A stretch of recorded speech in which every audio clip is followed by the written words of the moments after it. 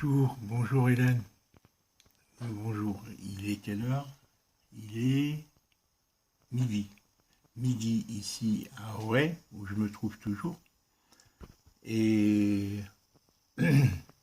on est le dimanche, ouais, dimanche 30 mai. C'est un jour de printemps, tu vois, il fait beau. Je suis assis devant mon bureau, devant mon ordinateur.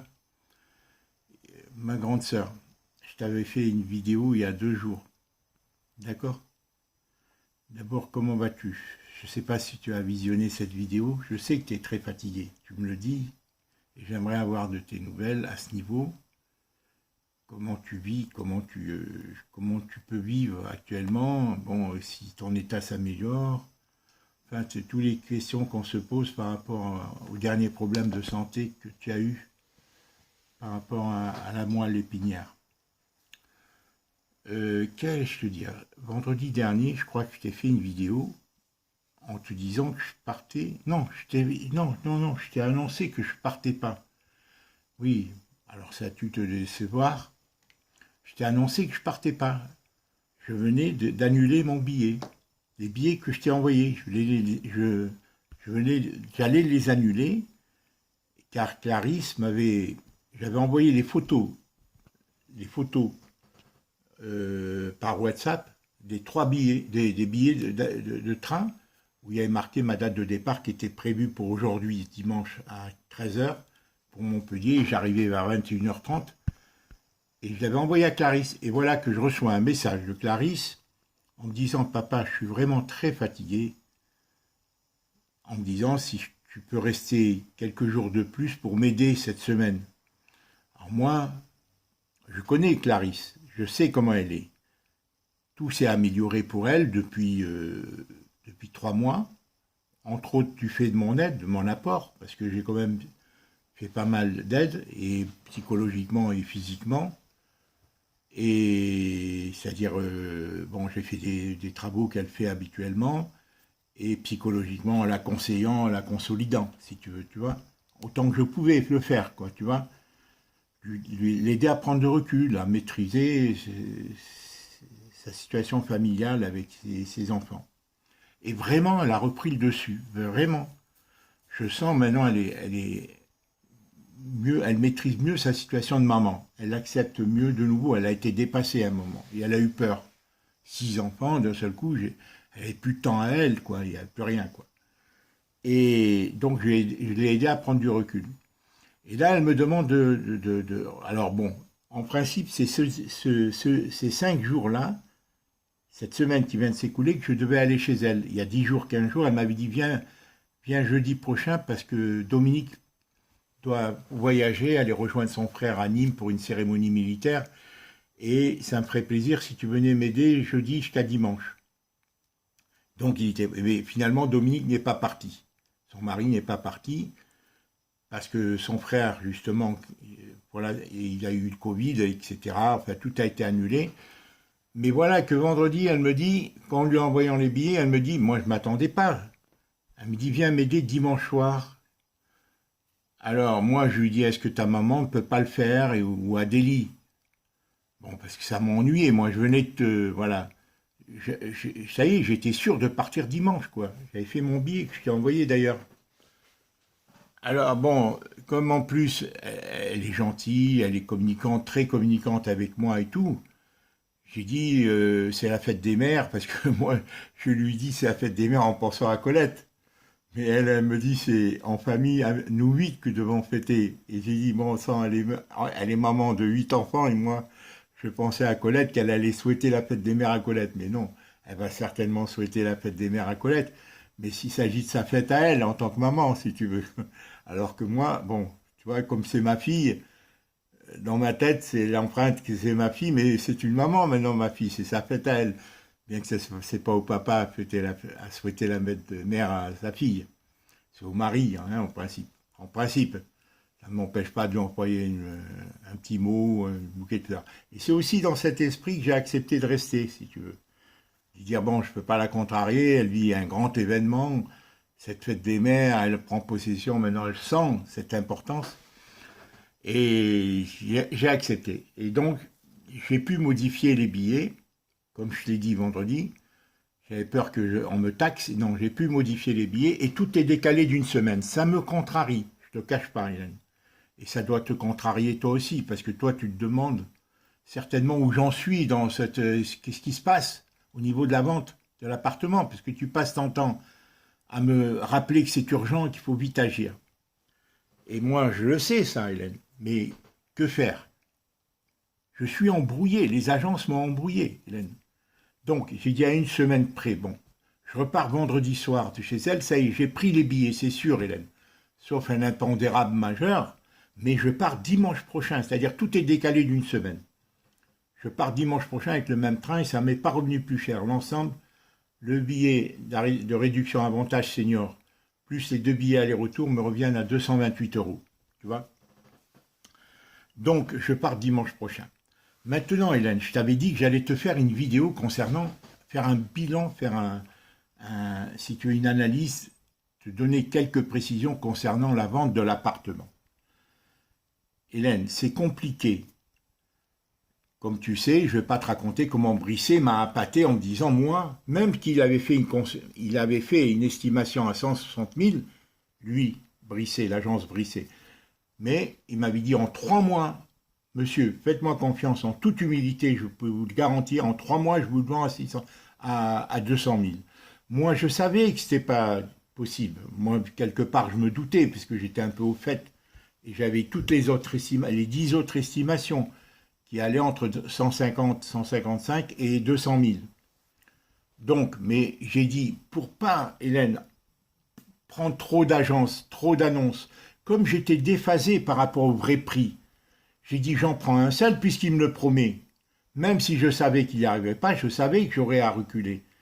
Bon, j'en prends qu'un seul, je repars, je suis fatigué avec tout ce qui se passe, je suis embrouillé avec tout ce que ces agents me disent les uns les autres. Chacun me dit, celui qui vous dit 200, c'est pour que vous me mandatiez. Celui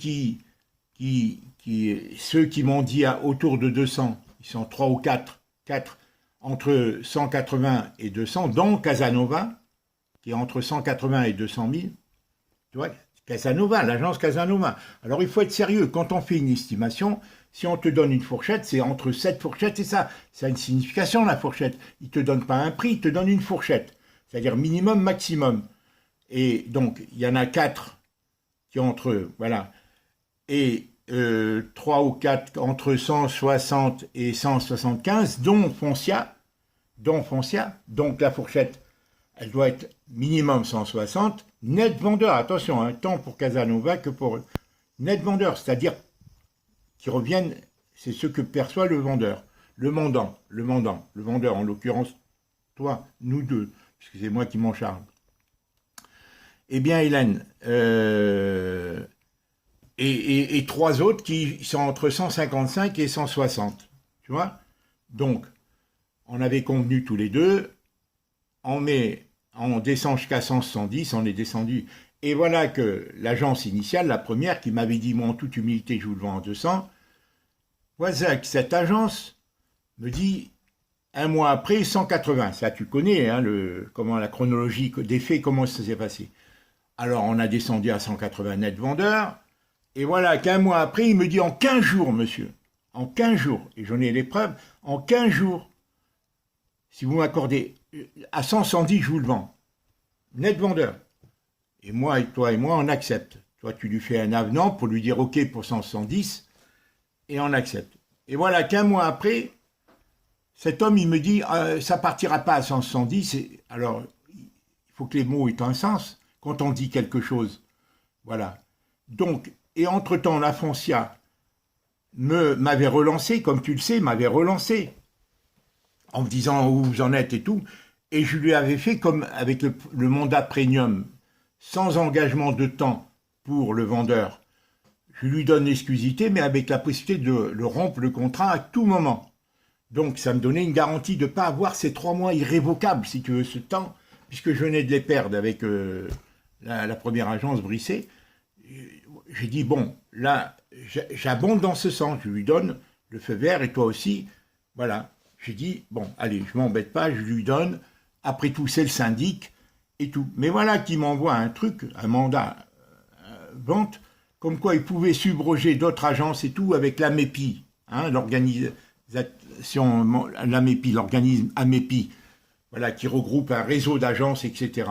Et moi, où ils pouvaient subroger à tout moment tous les droits, tout son engagement à l'autre. Et moi, je voulais pas. Je voulais avoir, j'ai dit comment, il me demande l'exclusivité. Après, j'ai compris comment fonctionnait la MEPI. C'était un ensemble de réseaux. Après, quand on avait rompu, et lui, dans le mandat, il me dit, c'est l'autre qui subrogeait, qui prend tous ses droits, quoi. Hein.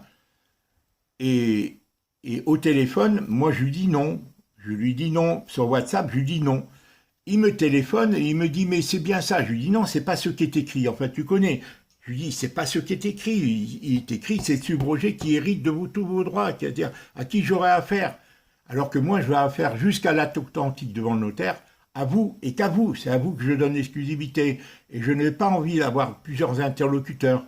Il me dit, mais c'est ce qui... Je lui dis, non, c'est pas ce qui est écrit. C'est le contraire qui est écrit. Et il s'avère que j'avais raison.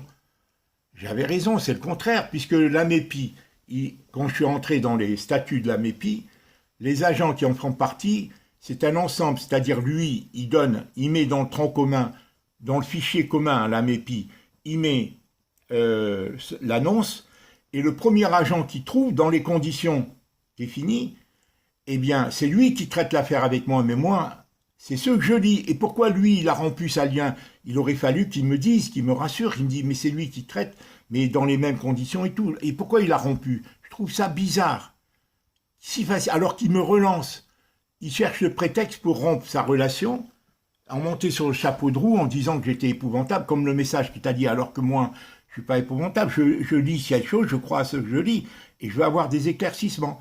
Mais il ne m'avait pas dit qu'il partageait, parce que lui...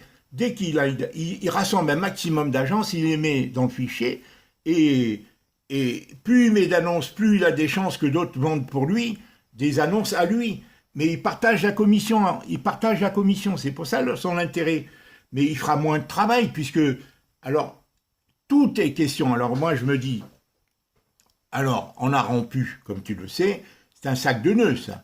Je dis, c'est leur manière de fonctionner pour, à mon avis, c'est dangereux, la MEPI.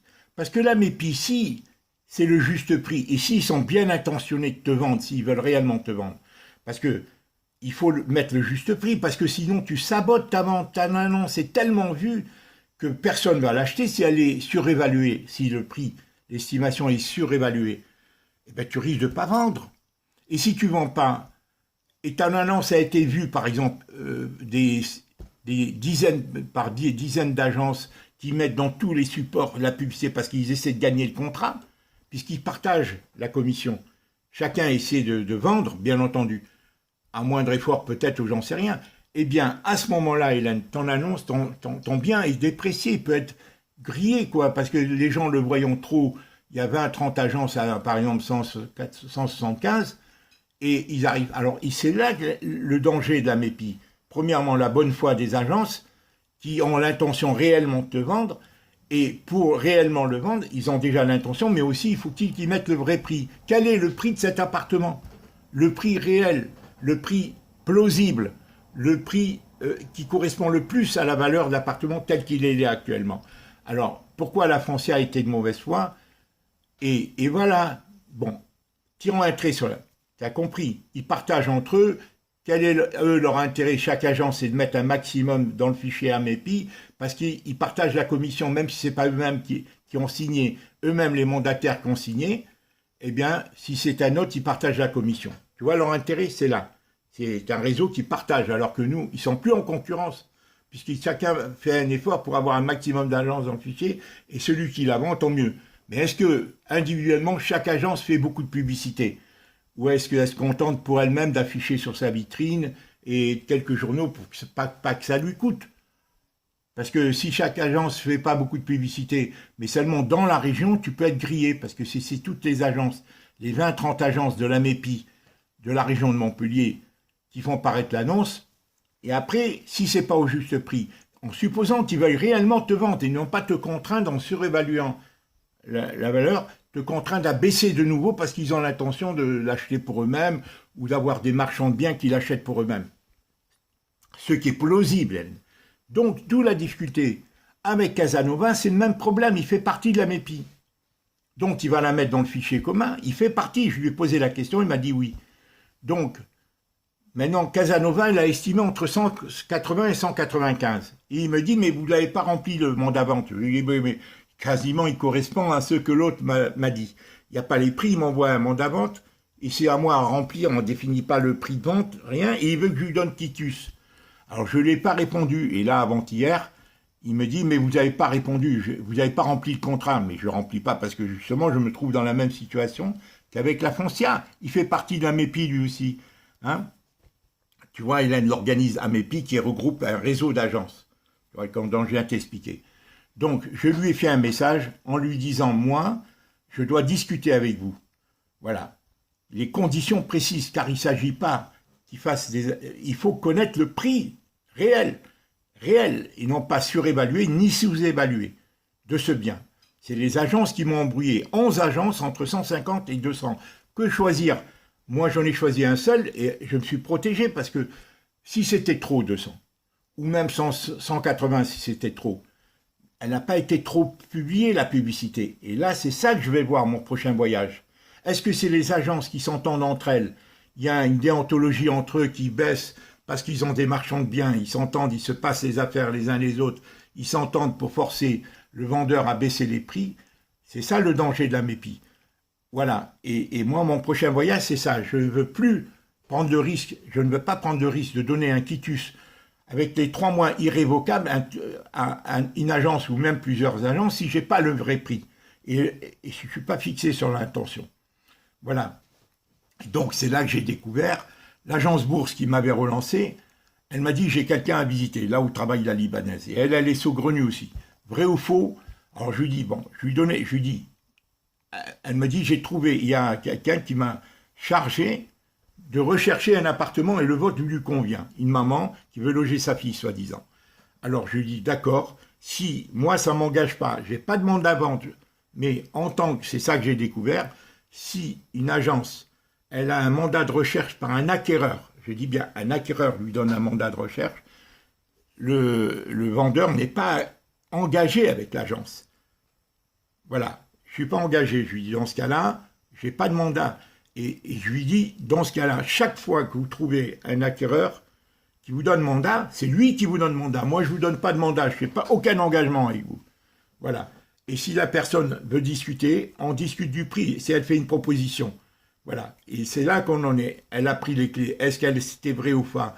Est-ce que c'est pour récupérer les clés ou pour ci ou pour ça? J'en sais rien. Toujours est-il que l'agence Bourse a fait visiter. Elle me dit qu'elle me donnera la réponse au début de cette semaine, la semaine qui arrive. Bon, c'est Nathalie, elle s'appelle, de la Libanaise.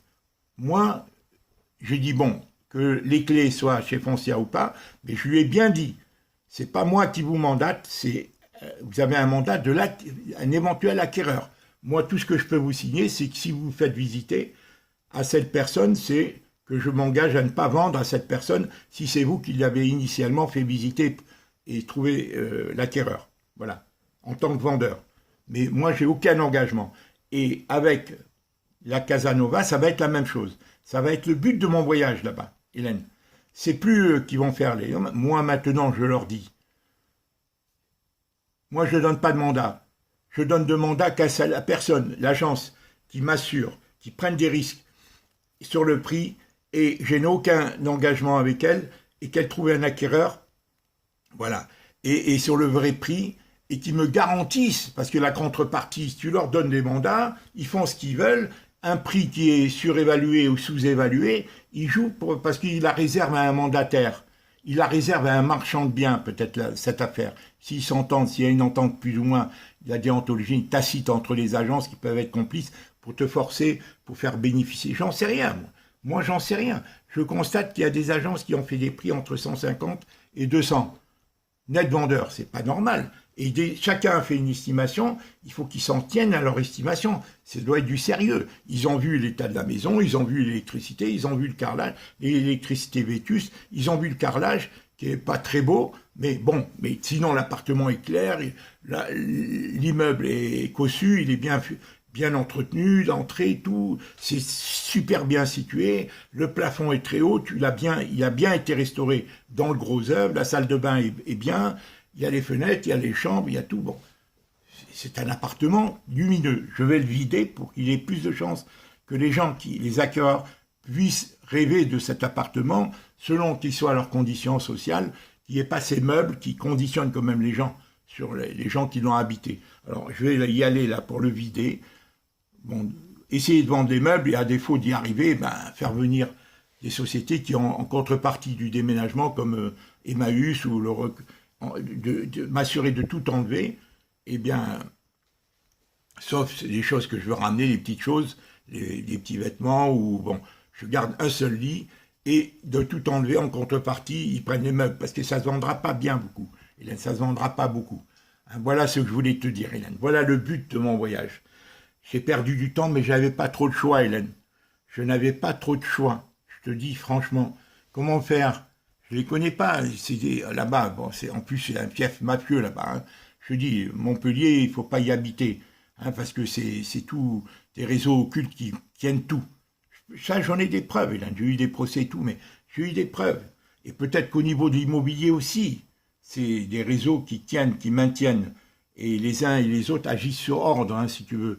Donc, ils peuvent chercher peut-être voilà, à nuire à cette affaire ou à d'autres pour mettre le grappin sur l'immobilier et se partager entre eux, le gâteau, au niveau des têtes, pas des commerciaux et des mandataires. Ce sont des mandataires, ils travaillent pour un patron. Hein.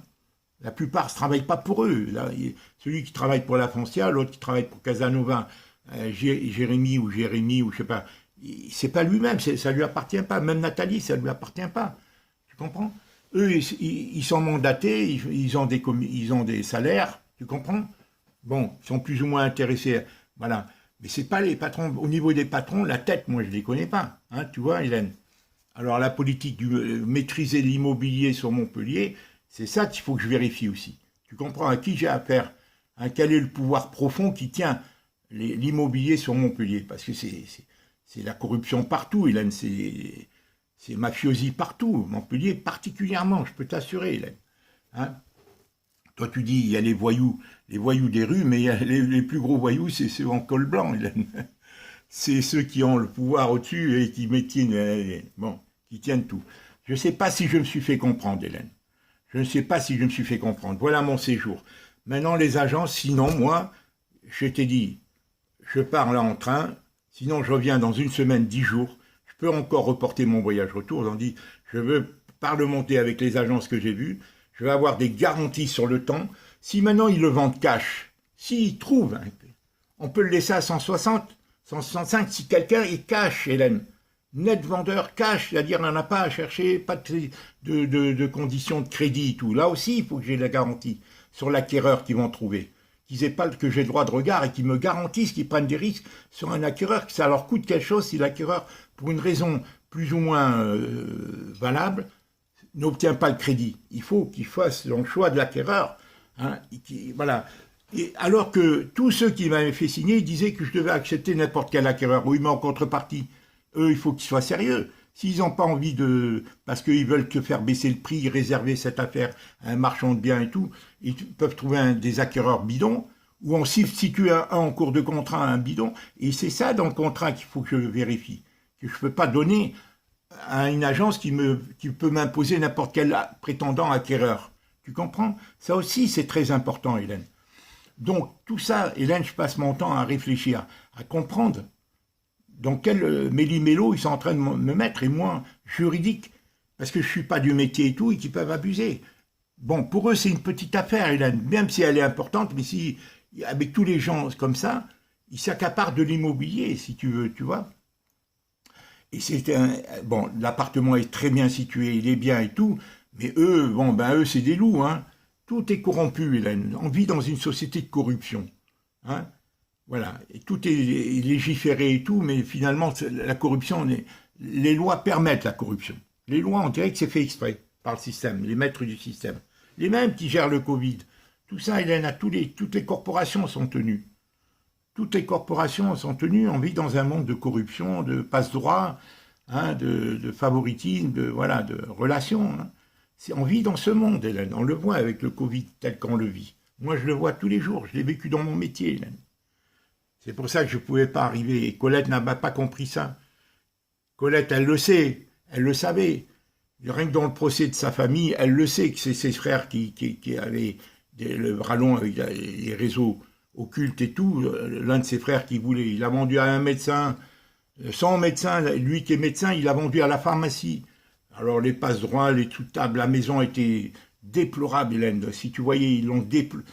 Pour pas qu'elle se vende bien. Parce qu'il y avait des sous-tables là-dedans, tu comprends? Tout est comme ça, Hélène. C'est un système qui pousse à la corruption.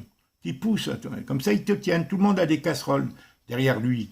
Des choses à se reprocher, comme ça, s'ils bougent, on leur sort leurs casseroles, hein, tout ce qu'ils ont à se reprocher. Et c'est ça, Internet aussi. Moi, tout ce que je te dis, ils le savent, ils entendent. Hein. Bon, s'ils veulent me suivre, s'ils me suivent, ils vont dire, celui-là, il dit n'importe quoi. Non, non, ils savent que c'est vrai, Hélène.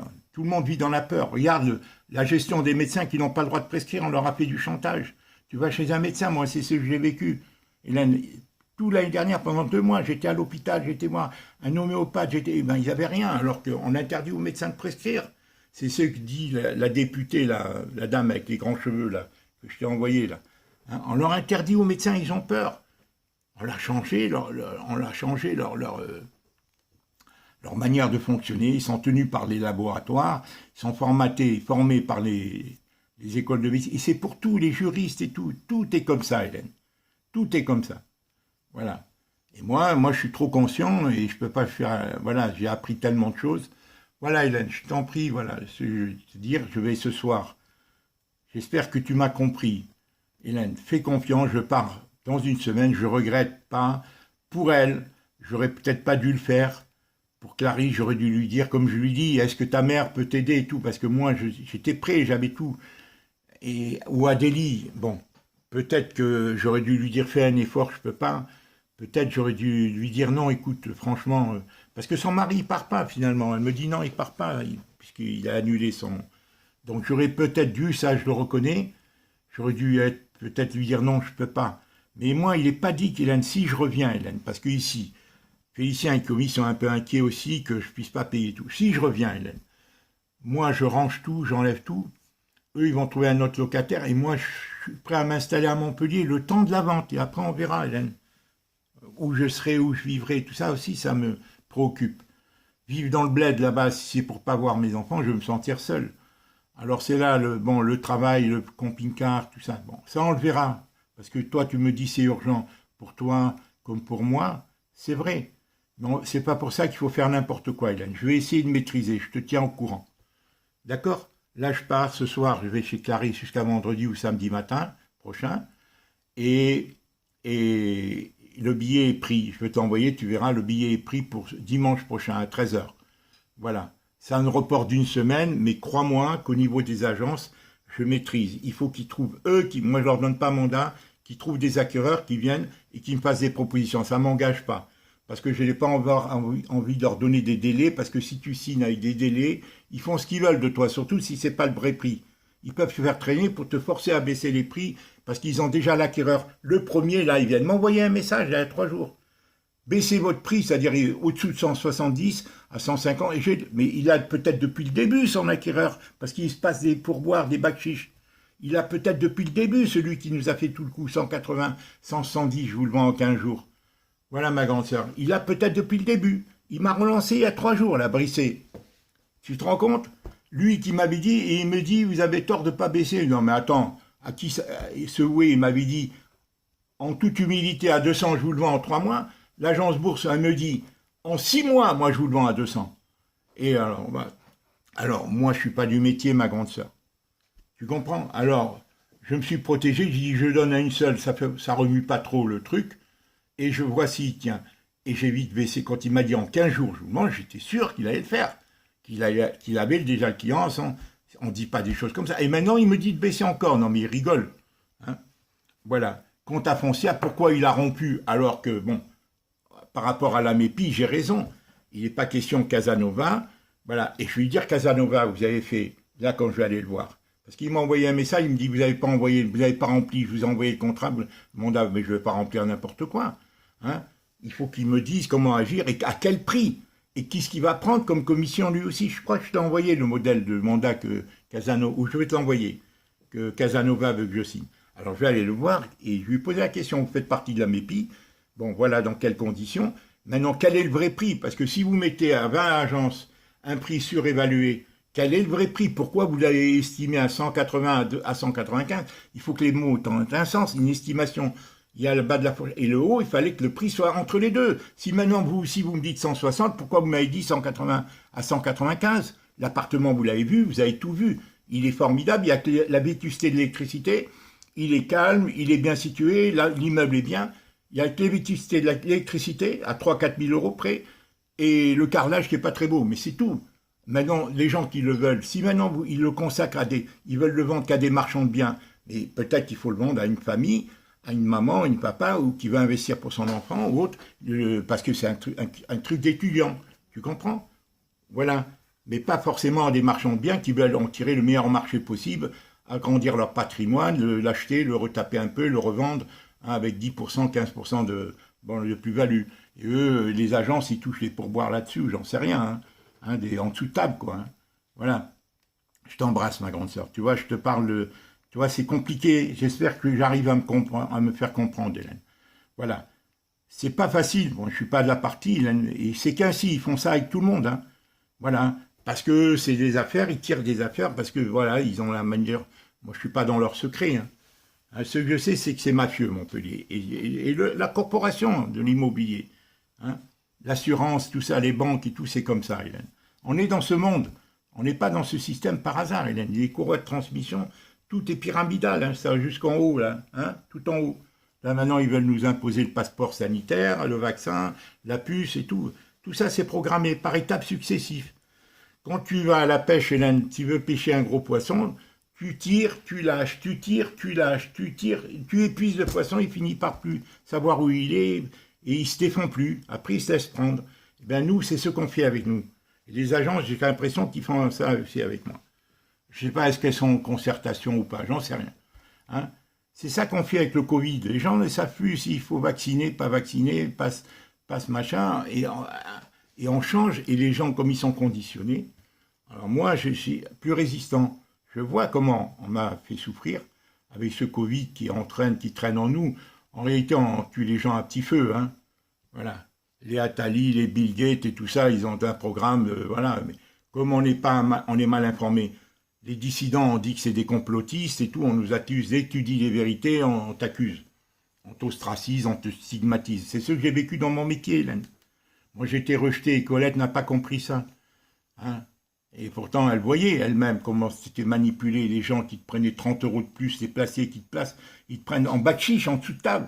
Mais les autorités le savaient, c'est une manière de soumettre les gens au fric, à la loi du fric, la loi, l'argent roi. Et moi, j'acceptais pas, moralement et tout, j'acceptais pas. En plus, on te plaçait pas, voilà, et tout ça. J'ai eu à lutter pendant 40 ans dans ce métier.